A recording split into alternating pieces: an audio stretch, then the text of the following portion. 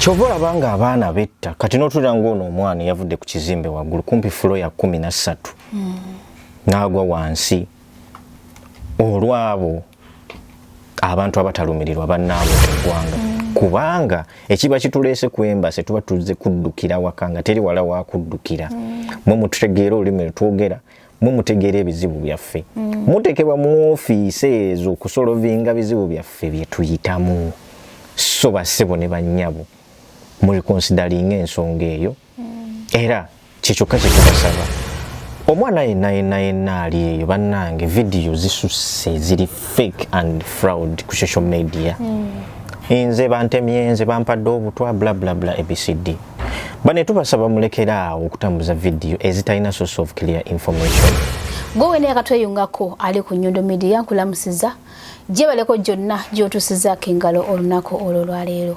abasibye ate kisibo kyaweddeko banage mubale nnyo mwakoze kyamaanyi nnyo empeera yammwe eri wa Katonda nga bulijjo amanya yenze Nyondo Rozet era nga nsinzira ku Nyondo Media emera nga kutuusaako byonna ebigenda mu maaso nga tusinzira waneno mu UAE-DUBAI olunaku olwaleero ebigenda mu ggwanga wano mu UAE bingi nnyo ebimu biyungula amaziga bikaabya naye nga ekisinga okuluma nti bantu bannaffe ebiseera ebisinga bye batwetera okuba nga ate tunyolwa nga tukaaba so olunaku olwaleero nanoonyereza oba nenfuna omuntu oyo gwendaba nga ali fit okutuulamu ate mu interview olwaleero abeere nga atunyunyulako mu nsonga ezimu nga zino wammanga twagala tumanye lwaki emirimu gyeyongedde okusalika waneno mu UAE era lwaki bannayuganda bangi tebali employed obasanga bataya ku banias obasanga ku union nga tebalina mirimu ene nsonga lwaki obufere bugenze nga bweyongera no mu UAE oba ba fake agents katugambe so nebe abingi nnyo mu interview tugenda kubanga tubiraba so nakolwa leero omugenyi waffe ategwe tulese agenda kubanga agenda maso n'okweyanjula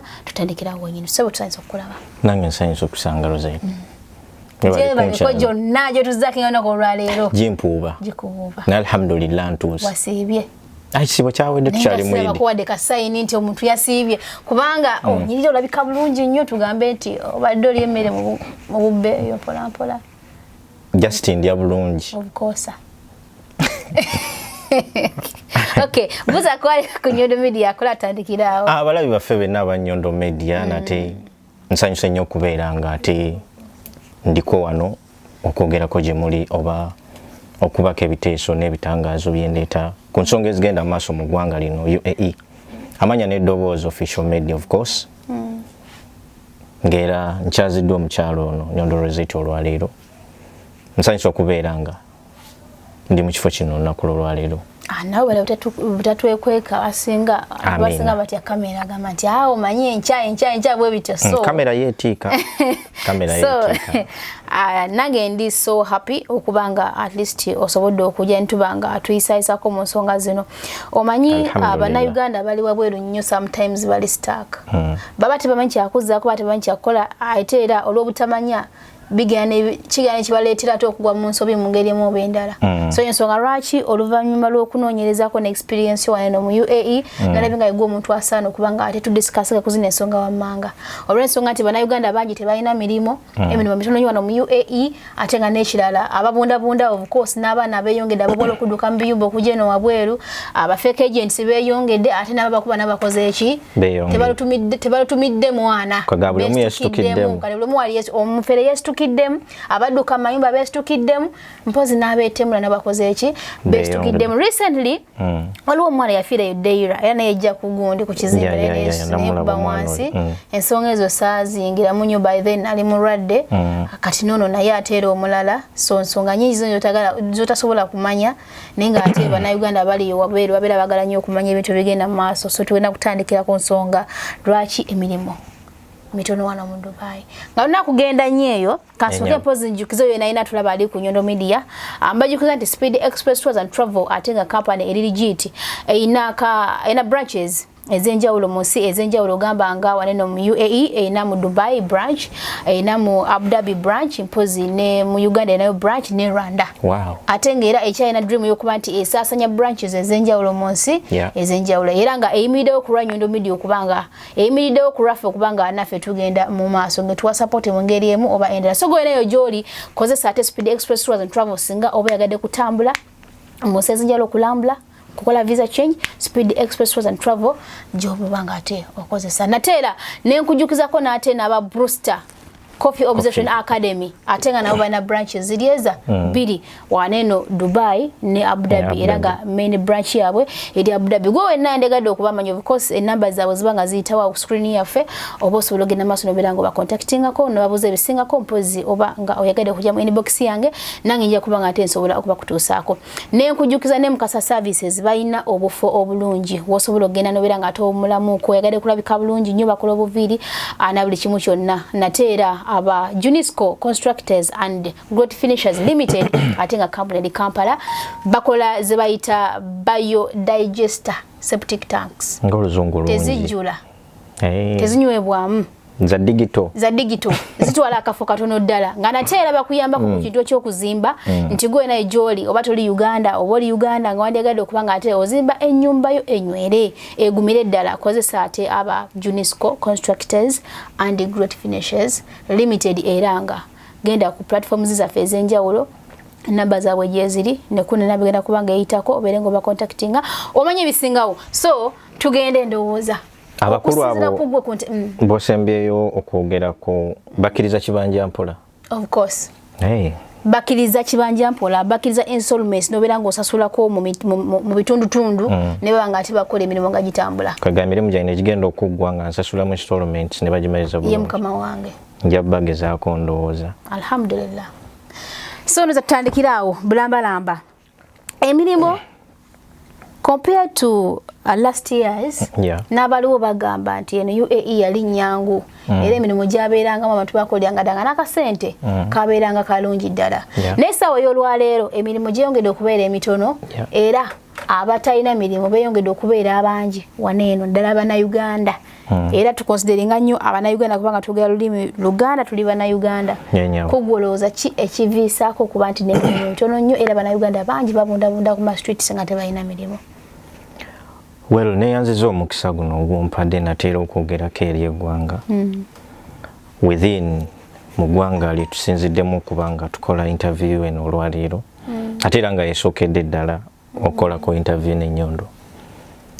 Well, obubaka buneeno ebimu bikaabya omuntu ali yendegadde okumanya eggwani susuubira nti weyanjulidde omuntu akulaba. Alright. Bwe mbaseerabidde amanya n'eddoboozi mbimpimpi nyinza oba neyanjudde ku ntandikwa naye teganswaza kuddamu ku bagambe. Well, business wise nkozesa linnya lya official media platforms zange zonna ttaano Facebook, Instagram, Twitter and TikTok. Naye nga amanya ag'obuzaale ndi mwana azaalibwa mu kika ky'omusu era nga nze nsimbe Uthman Muhammad yennyabo. So andiye nandaba oyo yenze omutuufu. So okusinzira ku ntegeera yuba ku research yo anyway omaze ono myaka emeka mu UAE? Myaka nkunukkiriza egiwerako. Okunukkiriza egiwerako. So according to your experience bw'obalaabalamu oba wotununamu kubanga ndaba kati akaseera kano kokooca nnyo abaana batalina mirimu bangi nnyo ku ntegeera yo ne kusinzira oba kusinzira ku experience yo kituufu kye boogera nti emirimu compared to other years nti olunaku lwaleero gyeyongedde okuba nga gitoniwa? Well, njagamba nti kituufu olw'ensonga zino wammanga era ngenda kwewola ekigambo ky'okozeseza okusinzira ku experience yange ne ku understanding yange. Abatusookawo mu myaka gye tukubye emabega 10 ku 15 ekituufu kiri nti ekifaananyi kye basiiga ne mu byafaayo emirimu gyaliwo mu bungi ne ssente ngera gisasula akasente akawerako compared olwaleero oba nfuna emirimu gyaliwo nga mingi ng'abakozi batono olw'ensonga nti buli mukozi ali mu UAE mu ggwanga lye lack of employment yali ku low pace oba yali ntono tuli ffenna n'olw'ensonga nti ensi zize zikyuka nga zikyalengingibwa ebintu eby'enjawulo politics n'ebirala byesaagala kuyingiramu nnyo ensi nnyingi oba amawanga mangi nnyo gafunye kye tuyinza oyita unemployment oba obutaba na mirimu okuva mu nsi zaabwe okuva mu mawanga ag'abantu mwe bava ab'enjawulo ojja kwesanga nti munnayuganda yasinga obungi wano lwa nsonga ffenna abangi ze tumanyi ensi yaffe emirimu tetulina sisitimu yonna sijja kgendayo eyo naye okusinziira ku kyaliwo n'ekiriwo olwaleero emirimu mitono obudde buno lwansonga abakozi bangi so kireetedde okubeera nga abaginoonya beeyongedde wabula ate ejjumi mitono okusinza ku kyaliwo ate n'egiriwo abagikola katono kubanga competition y'amaanyi abakozi bwe bali bayitirivu so bw'olina kwebereramu w'okutte nyweza nyama ntono okaya ne kuli mu nkwawa nayitanga naawe so basewo ne bannyaba batulaba eyo UAE challenges nyingi zibaawo nenga kiviira ddala waka gye tuva amawanga ffenna ge tuva mu bizibu bingi bye tulina Rozet mu nsi zaffe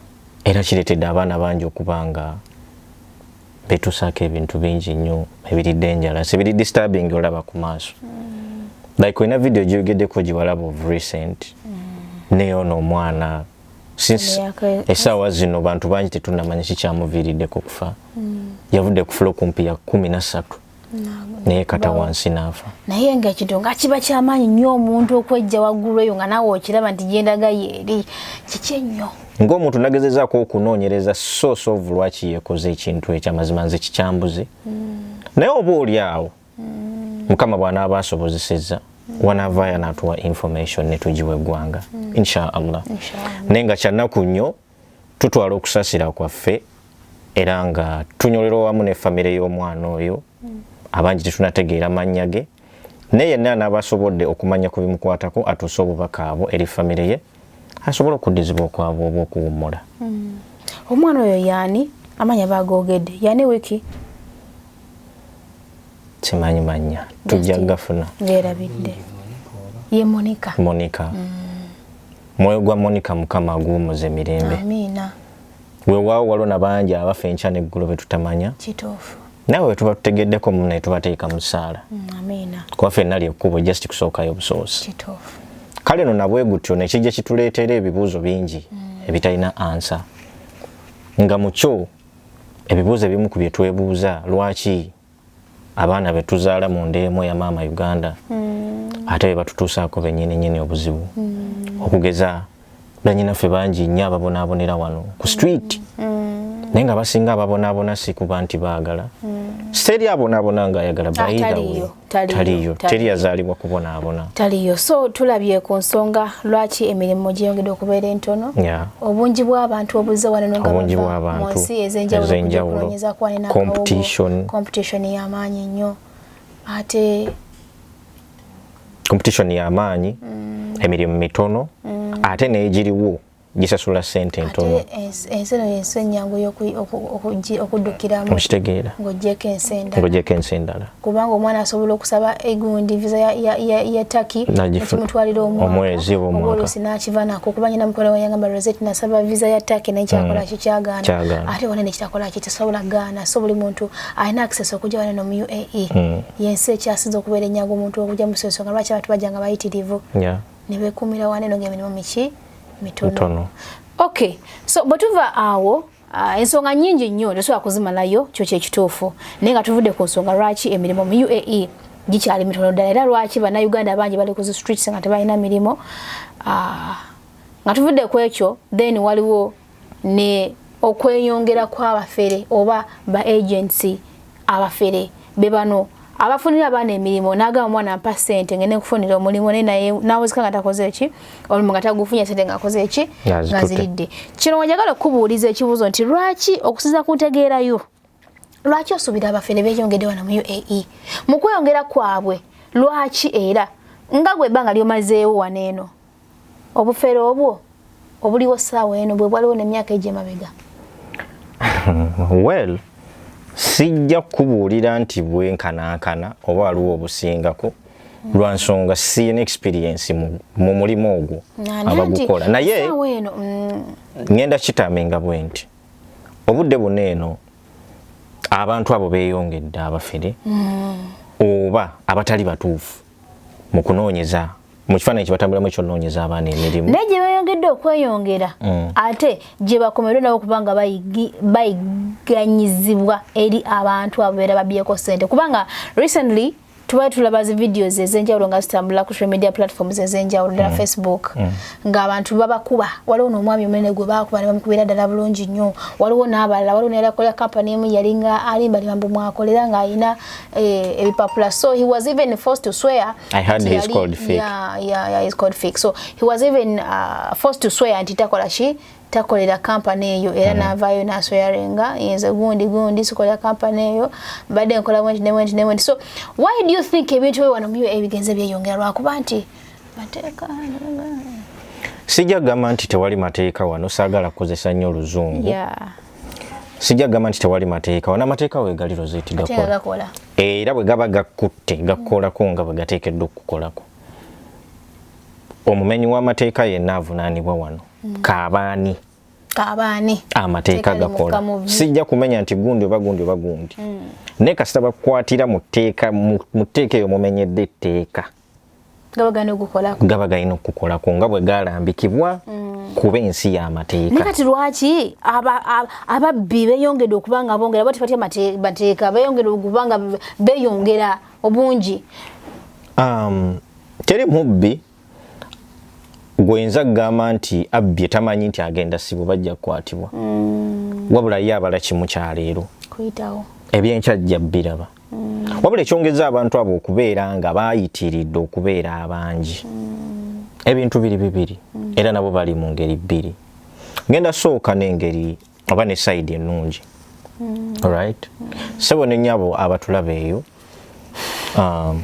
abantu baneeno ekibaleetedde okubeera nga bangi waneeno mu UAE njagala mu understanding ebintu bibiri sayidi ennungi ey'aba agent abo abamu babeera forced n'embeera gy'atajja kukugamba nti Rozet kino ABCD okitegeera n'ojja weesanga omuwadde 2,000 nagamba omulimu gwa ssente bwe ziti ne mupulaninga nekituuka gye kituuse ne kitaggwa katajja asobola kuga nti munaye akasente kaakano kuba naye kwaba abalidde ki ebibye n'olunaku agent omutuufu yenna ajja kuga nti munaye waliwo omulimu ABCD naye guno guganye tukole bwe tuti ne bwe tuti oyita singa mbeera nze kyenkola bwe kiba kiganye ne mputuuza ne gamba nze nkola eyange nti omulimu bwe guba guganye tugenda tula ku mmeeza service fee bwati ABCD akasente kano ke kasigaddewo nsaba tukolagane tusharing costs nze nganze bwe nyinza okukola kuba naliko mu business eyo naye nagiwumula olw'ensonga nti ebizibu ebigirimu bingi okitegeera oleeta omwana ayinza okudduka ku mulimu gwe banoonya ekyokubiri obeera mu matigga bayinza okubaaninga okitegeera mu kubaaninga oba tokyasobola kukola visa yonna oba kintu kyonna oba mulimu gwonna tokyalina kyosobola kukola olw'abaana abo naye ng'ate akwononedde muntu ogwo omu bangi betuleese alhamdulillah abafunyemu bafunyemu naaba ekiganye kugera kwa Mukama si kugera kwaffe yes naffe tulina ensobi zaffe nga ffe kuba nange n'ensobi ng'omuntu nze nkoze nyingi mu bizinensi eyo eyo agent bala list so oli agent nali waliko nembuvaamu at least byenjizeemu ne byendabye mu mulimu ogwo nze nandirowoozezza nti omuntu bwakulembeza amazima kyekisinga lwaki wabuvaamu nabuvaamu lwa nsonga ekifaananyi kyafa ekyaba agent kituufu essaawa eno Rozet nja kugamba nga bw'ogamba ekifaananyi kyafa kuba nze nosekana businkanyi mukwano gwange nagamba nti ndi agent nti amu ne scam okitegeera wakati buli awulira erinnya agent 100% right kati kyekyo kati nze omuntu alabira ewala ebintu nga n'omulimu kanguwe mupoozi okitegeera so naate munnange wadde ekifaananyi kiri agent naye kiri emirundi ebiri Chovola ne Mukama Katonda yatonda ebintu bibiri, negative ne positive. Yeah. Kati waliwo abali negative. Abo baletedde abali positive ekifaananyi kyonna okufa nti ba agent bonna abali fake. Nesimanya muli amamba abeera omu n'avumaganya ekika kyonna. So ku side y'aba agent abali fake bo tebalumirirwa. Afa ku kyeyo saawa. Arose nti waliwo ekimuli kya security nti esene meka milioni 9. Nenga mazima tekiriyo. Tugiyita dummy. Nabonaga nti otaddemu ticket oluyingira ne bagijjamu eyo dummy. Kati kyo kye bakola. Akugamba omulimu naye nga dummy teguliyo. Nakuba ku mutwe milioni 9. By the way, kirungi nnyo okwogera ku bintu ebimu bannayuganda. Twagala nnyo bazibula amaaso n'okuba nti mumanya ebintu ebimu. Omanyi bagamba nti ekijja omanyi kinyaga bitono. Yeah. N'oba ng'oli munnayuganda ovudde Uganda ng'oli wano weetaaga okunoonya omulimu. Obadde okimanyi nti waliwo offices eziteekebwawo naye nga si ntuufu. N'osangamu omuntu omweru ddala. Ngoza n'okulowooza nti n'oba munnansi eya wano. N'atula bulungi nnyo. Office weeri buli kimu weekiri ekijjuza office okugifuula complete naye ng'ate office nga si ya namaddala. Ne bakuba abaana sente nawe kenyini n'ogenda osandinga ne offer letter n'ovaayo ng'oli musanyufu ne sente n'ozikola ki n'oziwaayo. Sometimes abaana balekayo ne passports zaabwe. Yeah.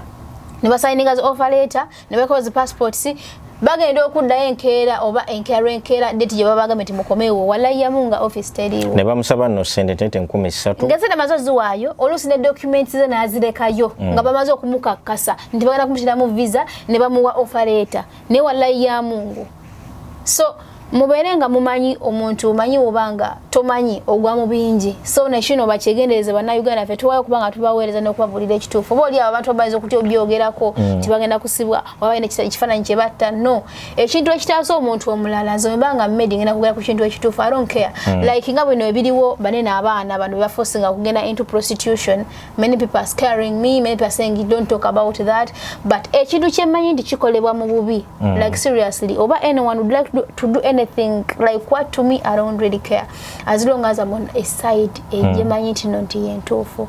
Kati ng'ekintu ekyo weekiri wane n'abaana badde batakimanyi bakutwala mu office ne bakusayiningisa nakuwa letter ne bakuwa offer letter nenge eri fake ogenda okuddayo olunaku lwe bakugambye ng'oluusi n'ebyogera bye wakoze ekiwabiwaddeyo passport wagiwaddeyo. I find these cases era bana bajja mu inbox ne bambulya ebintu ebyo. So abali ebadde batakigwangamu mukimanye temala geesiga buli muntu temala geesiga buli office. Well, ku nsonga eyo njagala okwogera ku nsonga ya passport gy'okoonyeeko eri emirundi ebiri ewaka ne wano. Nja kwogera ku mirundi ebiri lwa nsonga mmanyi Uganda na UAE. Njagala okusindika obubaka buno eri companies e Uganda bannaaye. Simanyi ani yatandikawo mbeera eyo. Weewaawo nyenza okuba siina maanyi gabayimiriza. Naye nandisabye singa Mukama asobola okugamba.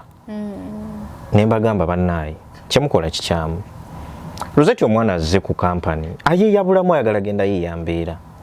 Naye n'omugyako passport ye tomututte. Omulimu gugaanyi.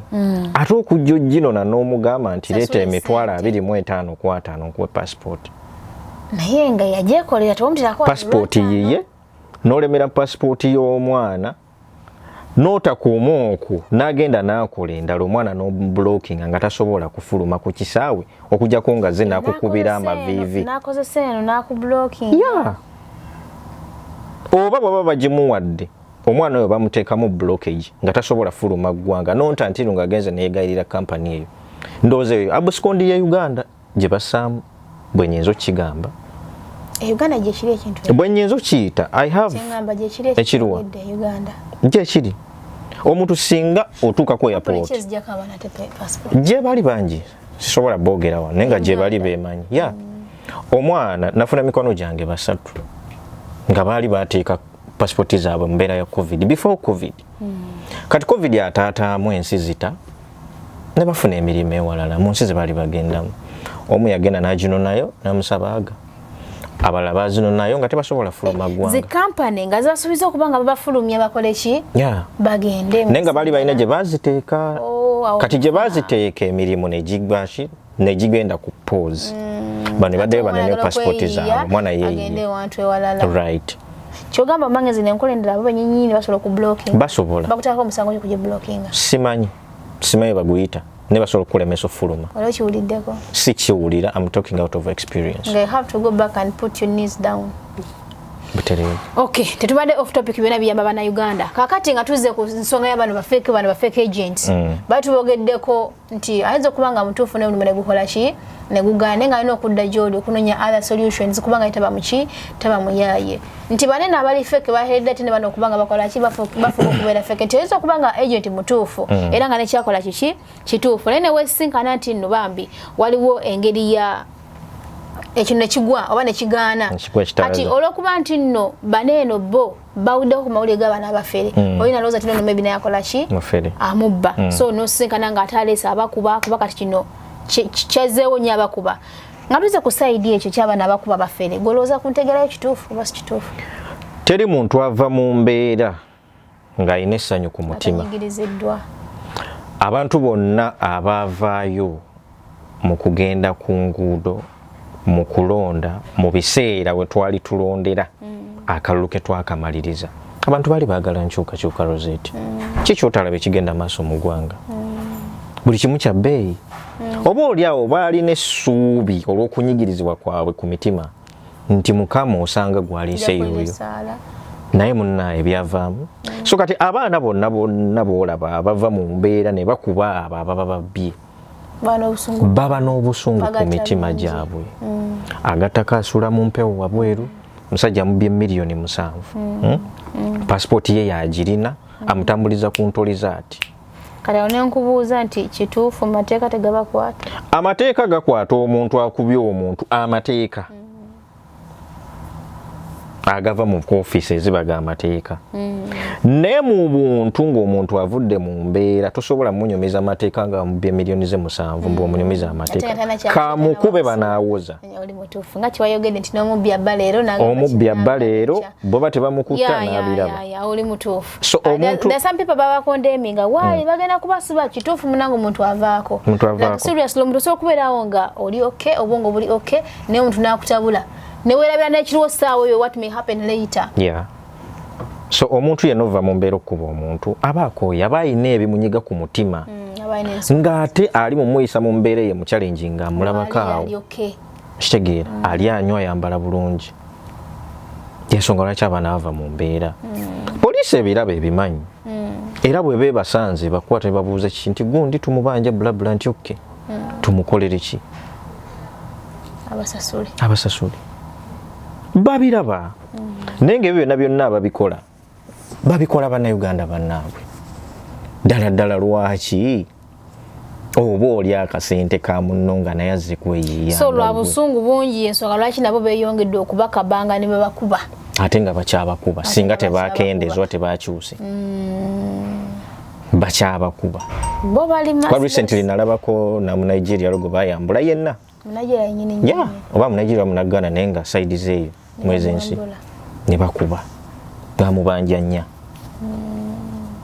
okitegeera kiri mu ggwanga essaawa y'olwaleero Obufere bweyongedde n'egye bukomye okweyongera ate n'abalina obusungu bwabwe n'abakoze ate era nga bangi beeyongedde kati okyabba mwana n'amala gasirika kaseera kali bababbanga ne bakola ki ate naakola kinazaako ki n'essaawa y'olwaleero omwana bamubboomu agenda okutuukawo yamubanja nabamubanja bali mutwala ne bakola ki ne bakuŋŋaana naye nga lwaki oba oyisibwamu eyo embeera jjukira Nyondo kenyini weddekese naye aba yeeyiiya esente ziva walala seriously nawe yala kusurviving na yala kola ki kusurviving umanyi Oluswayiri akatonotono ate waliwo nogudu yagamba nti onapanga simanya opanga n'oli apanga onapanga naye anapanga okitegeera opanga n'oli apanga at the end of the day we have to survive nenga weva ate oba olina okuba nga osigalamu naako obuntu nga tuvudde ku ekyo zensonga ezibadde major ezirina okuba nga zoogerebwako obadde olina kyagala okuyisaawo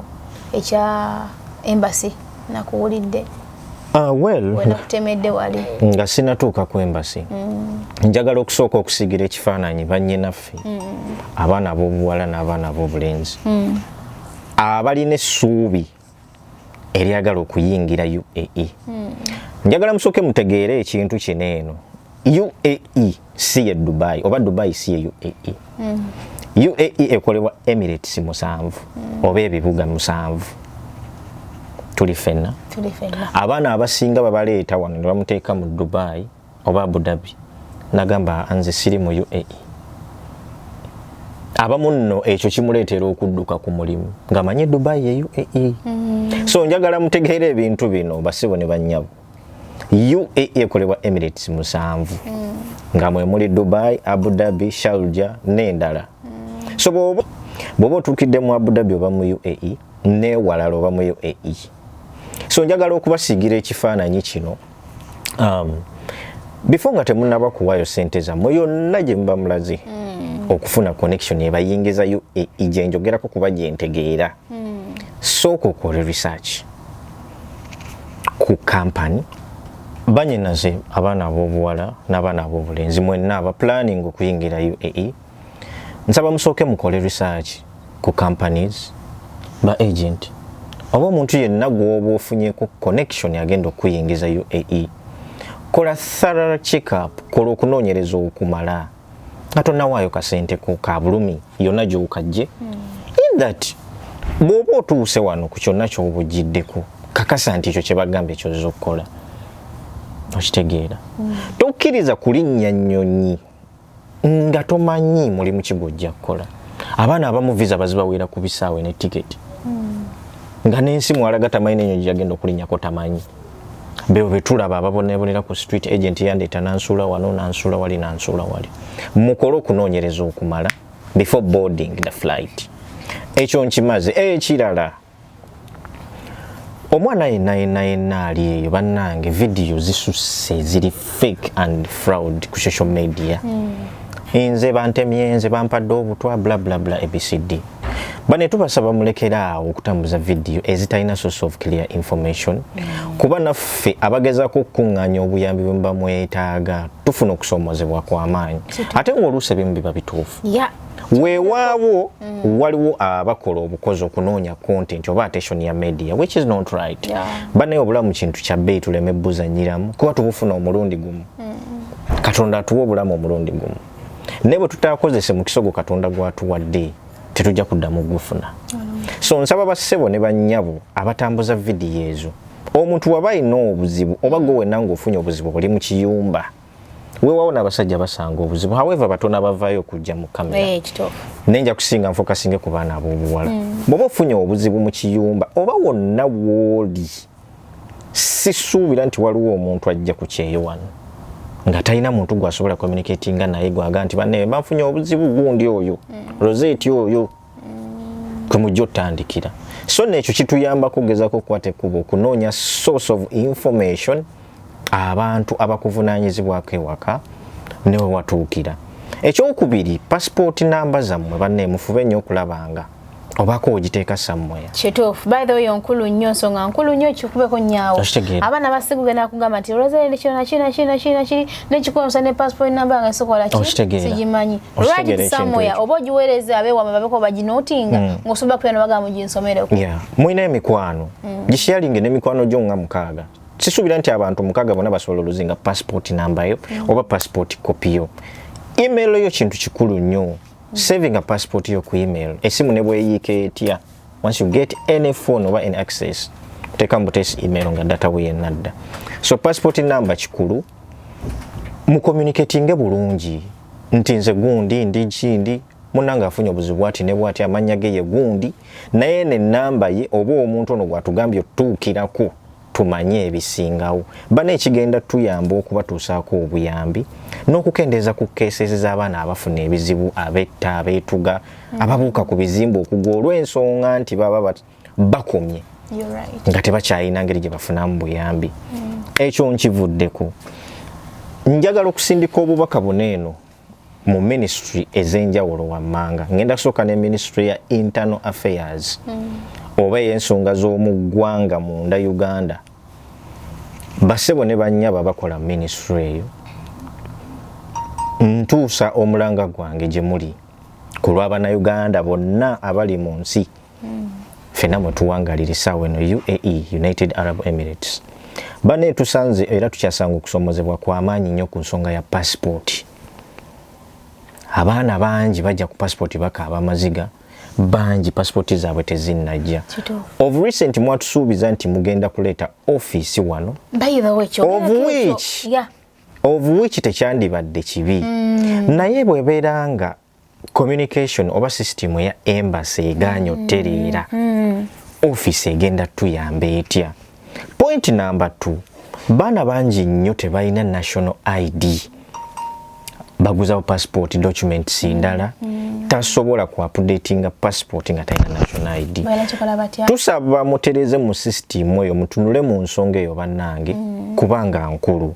Ekyokubiri, abaana baba bazze ng'omuntu alina emergency ku embassy, bannange omuntu azze ku embassy abazze mu ggwanga lye, abazze waka. Ani embassy lye ggwanga ly'omuntu oyo yenna abazze waka.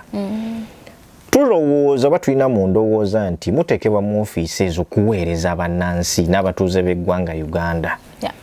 Omulanga guno tugutuusa gye muli, musobole okugezaako kwate kuba okufaayo ku ffenna ababa bazze ku embassy.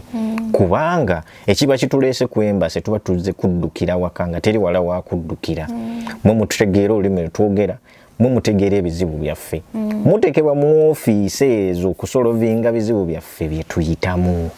So bassebo ne bannyabo muli considering ensonga eyo, era kikyokka kye tubasaba. Weewaawo oluusi tujja tuli hash, tujja tuli rude, si nti lwakuba kye tuba tutegeezezza okwagala okukola gye muli. N'olw'ebizibu bye tuyitamu ne challenges ku mirimu. Neyo yonna gye tuba tutambulidde nga tetufunye kuyambibwa, nga option gye tusigaza ya embassy, y'ensonga lwaki tujja bwe tutyo. Abo mbamazi, ngenda kubalala. Njagala okusindika obubaka buno Ministry of Labour and Gender, Kampala, Uganda. Simanyi ani agiddukanya wa ku ntikko saawa eno, naye mmanyi bonna abali mu ofiisi eyo bassebo ne bannyabo. Obubaka buno si bwa kuvuma oba kuvoola kitiibwa kyammwe, wabula ndi omu avuddeyo okwogera ku lw'Abannayuganda ababonaabonera mu UAE, naye ng'ate ministry eyo eriwo kuweereza ffe bannansi n'abatuuze b'eggwanga Uganda. Ndowooza nti amateeka agabagibwa oba agaabagibwa galiwo kuyamba na kufevalinga bannansi n'abatuuze b'eggwanga Uganda. Ne bwe tuba nga tuweereza obubaka gye muli nga twetaaga obuyambi, bannange ensonga eba nkulu, tusaba abo bekikwatako bareactinge accordingly. Tetujja gye muli nti tubeetaagako ssente oba twetaaga kyakulya, wabula ebiseera ebisinga ekituleeta gye muli tuba twetaaga kufuna buyambi bwammwe tusobole okudda okwaboobwe, nga ku mawanga gye twajja okuyiiya ekikumi wagaanye. So mu bwetoowaze bassebo ne bannyabo mukyuseemu ku nkola, at least kijagezaako okukwata ekkubo okuddamu okwoza ekifaananyi ky'eggwanga Uganda ekiddugalidde emyaka. Oba olyaawo tunaddamu okulaba ku kkala enjeru. Oli mutuufu. Eyo nvuddeyo. Njagala okudda ku companies ez'enjawulo mu ggwanga Uganda, mu butongole oba mu jeno oba zonna awamu. Sijja kumenya nti eno oba eno, naye bassebo ne bannyabo abalina companies agayingiza abakozi mu UAE, nga bwe natandise nti nze UAE gye ntegeera era gye njogerera kuba gye mpangaalira gye nkolera. Tusaba abaana bwe baba nga bazze gye muli bakubye emiranga gyabwe nti bannange mutuyambe, teri muntu akuba mulanga nga ali mu katemba, sikisuubira. Buli muntu akuba omulanga nti bannaaye kampani gundi bannyambe, kampani gundi n'obuzibu nti mugezeeko okulowooza ng'abazadde b'abaana abo, kuba ndowooza nti mwenna muli bazadde era mwenna mulina abaana abali mu bifo eby'enjawulo mu masomero, ku mirimu, nga singa bakubira essimu nti omwana wo gundi alina ekizibu bwe kiti, ng'omuzadde eyo feeling y'omuzadde n'engeri gy'onabeeramu concerned, kwata ekifaananyi ekyo kisiige ku mwana wa munnakka abiridde amaziga n'ogaana okumutuusaako obuyambi, anaaba awulira atya. era gwolowooza mu ggwanga lino ba mu nsi eno ogenda beera mu mirembe ng'oyina amaziga ku mutwe ne ku mugongo gwo agaba abantu be wagaana okuyamba naye nga walina obusobozi. Katonda tumusobya enkya n'eggulo ne buli lunaku atuwa omukisa ogw'okwenenya tusobole okudda ku kkubo ettuufu. So basebo ne bannyabo ensonga eyo mugitunulemu era mugitereeze.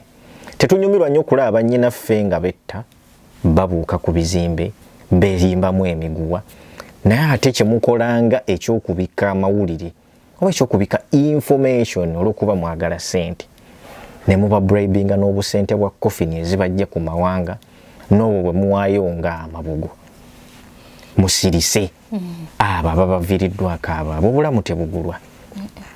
Bannyinaffe bangi bagiddwamu ebitundu byabwe eby'omunda ne bitundibwa naye tetumanyi ani ali mabega wa kintu ekyo wabula ogwo si gwe mulimu gwange ogundeese.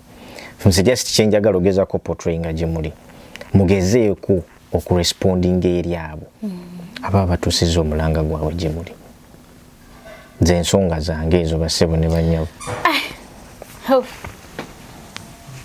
Toyanziza nnyo ssebo obubaka bw'otuwadde era kansabe oyo yenna alaba ali ku Nyondo Media yensonga lwaki mpunikiridde mpuliriza nnyo ebigambo byange bibeera bingi sometimes twamba like Rozet, you're not giving time to the host. So to the host I mean the guest.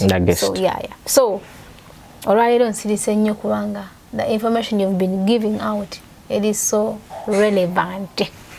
Toyanziza nnyo mukulu media era kansabe wenna alaba kimukwateko akwate video eno agisharingireko mukwano gwe ne mukwano gwe amukubiriza okubanga asharingirako mukwano gwe omulala oba oli awo videos no mukuzisharinga ennyo zijja kutuka ku bantu abo bekikwatako oba omuntu oyo katusabe Mukama Katonda zibatuukeko kubanga bwe ziba zibatuuseeko nsuubirira nina okukkiriza oba oli awo wanaabawo enkyukakyuka gye bassa mu nsonga zino kubanga ebiseera ebisiiga tuyinza okulowooza nti obubaka bwaffe bubatuukako naye ng'abo bubutuukirako nga ba middleman baabwe ababa information babuttira mu makkati. So katusabe Mukama vidiyo eno ebatuukeko yonna gye muli nga tettiddwa mukole ekituufu just kye twetaaga ly'eddembe. Omanye eddembe lisolovinga buli kintu ate buli muntu nga musanyufu akola ekintu nga kitambula. Tetulina kitubaagaza just twagala mukole ekituufu kyekyokka. Ensonga endala esinga ottuluma gy'emisolo egitusalibwako buli mwezi ssente zetusindika naye ng'ate zisindikibwa mu ggwanga lyaffe nga tulowooza nti kale katunyigirizibwe mu kusalibwako emisolo egyo negigezeeko tuyamba mu bizibu byaffe nga tuzikwembase nesibye kwembase lwa nsonga bwe buddukiro tusobola okudduka ne twewuguma enkuba omuzira n'omuyaga oguba gutukubye yonna gye tuba tutambulidde. So tusaba bassebo ne bannyabo mugezeeko okukola ekituufu ekyetaagisa bwe tuba tuzze gye muli kijja tusanyusa nnyo nga omulanga gwaffe guwuliddwa. Tuyanziza nnyo ssebo. It has been a great information. So musharinge wako ono ku social media platforms ez'enjawulo, links to other people ku WhatsApp na buli wawona bamusobodde ebeerenga message eno tuuka ku bantu abo abakulu bekikwatako oba oli awo nga mukulu Medi bwagambye nti oba oli awo omulanga gwaffe tegubatuukako nga message efiira wakati awo. So katusabe Mukama Katonda message eno ba information ebeerenga etuuka tekwabo bekikwatako kubanga n'abaana abali so sitaka walino bayitirivu abasobola kuzibainiasi buyonyoni si lwakuba nti baagala nti oba basanyufu n'abali ku street nga saawa eno bakola prostitution bangi naye nga sigamba nti baagala abamu bakakibwa na bukakibwa naye nga balaba tebana kyakulya tebana wakusula nga tebana kyakuzzaako ne basalawo ne bagenda mu kikolwa ekyo. So n'olw'ensonga eyo nga mukulu Medi bw'ayogedde era nsaba mwenna abali ku Nyondo Media ngena maso berenga ate subscribe ya YouTube channel ya Feno onyegena akade natera links zafo berenga sharinga ko n'abantu abalabade batatumanya berenga balaba kubanga ebintu bitwogerako bya mwendo nnyo era bitu yamanga ffe bana Uganda. Muntu following ne ku social media platforms endala zonna gabanga Facebook, Twitter, Instagram ne TikTok tukosamanya gegamu Nyondo Media. So it has been a great interview. Baga mambo towewana nga tebana kwana, but I'm appreciating you for the message that you've given to the people. Mpozi nakatalekeka nsaba onzikirize ntumire ku bantu bano wammanga Okusokera ddala njagala okutumira tiimu yange Donors Family Group of Companies. Mwebale nnyo omulimu gwe mukola. Again, njagala okwebaza team Nyondo Media Group of Companies. Mwebale nnyo byonna bye mukola. Sisobola bimenya n'embimalayo. Ne mwebale nnyo mwebalire ddala. Njagala okutumira ku mikwano gyange bonna benkola nabo mu Buhasa, Abu Dhabi Western Region. Manyi nti video nejja batuukako ate musobola ojjongerayo. Njagala okutumira ku bantu ab'enjawulo mu bulamu bwange, okusookera ddala abakadde ababiri abanzaala. Nsaba Allah abawangaaze, alhamdulillah bakyali balamu. Omwami Abdul Aziz nkutumiddeko nnyo kitange, ne maama wange omukyala Hajjatina Nsubuga Zainab nga wangalira ndejjaawo nkutumiddeko. Nentumira ku baganda bange Yusuf, Tom, Madina n'abalala. Mpozi n'ensembyayo naye omuntu ali so special to me gwe nja okwogera erinnya lwe nadda ku interview inshallah. Nkwagala nnyo omukwano, manyi nti video nejja kutuukako. I just know with you I'm complete. Wow. Kyekyoka kyenyinza okugezaako kwate ekkubo gamba eggwanga. Tubaagala nnyo bassebo ne bannyabo. Ayagala yenna okumanya more about me, nkozesa erinnya limu official media everywhere, YouTube, Instagram, Facebook, TikTok. Again, to reach us at Donors Family Group of Companies, osobola ogenda ku website yaffe www.donorsfamily.com. Donors Family tugiwandiika DONZ then family.com. Yeah. .com. Okay. Mpozi nange kansimeko omuntu ow'enjawulo gwe ngenda okuba nga ate mbanjulira mu bwangu ddala mu maaso kaawo, mwana muwala mulongo munange mulongo Whitney Nyondo ate nga yakozeko ka makeup. Of course. Ng'olabise bulungi. Owulidde. Annange. So omwana oyo kukitibwa kaviri konna sitala yonna wakabi. Wow. Ka makeup just angambi kankoleka kali simple kubasagala nyo makeup nyinyi wakunfuula kunkyusa muntu mulala nenga ina amusobola. Watabu akasige nawo kalaba kyekyo buli kimu kyekyo. So nga ate omuntu ebaliza ngu otuuzi. Wait. Yeah. Nomugamba. Tumwagala nnyo era tumulindiridde mu next episode. Tegisusa ino omuntu go gambya. Tusiima abakozi ba company. Okusiima kukkirizibwa. Omayi bagamba akola ekirungi yenna asiimibwa. So nga tuwumbawumba fundikira. Okay.